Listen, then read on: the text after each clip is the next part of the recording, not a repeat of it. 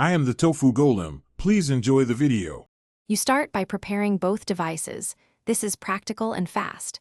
Install SCRCPY on your laptop so you have the mirroring tool ready, and enable developer options on the phone to turn on USB debugging.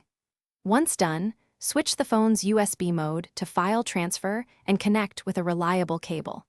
Make sure you accept the computer's debugging authorization on the phone when prompted. These steps create a secure, low-latency channel that allows the laptop to stream and control your phone screen immediately. You now launch SCRCPY and observe your phone's screen on the laptop. It is that direct. Run SCRCPY in a terminal and make adjustments with flags. Use max size to limit resolution and bitrate to reduce bandwidth if performance lags. Once running, you can resize the window, enter full screen, or enable clipboard forwarding so text copies between devices. Make sure to try turn screen off for power saving, and use copy-paste to transfer text.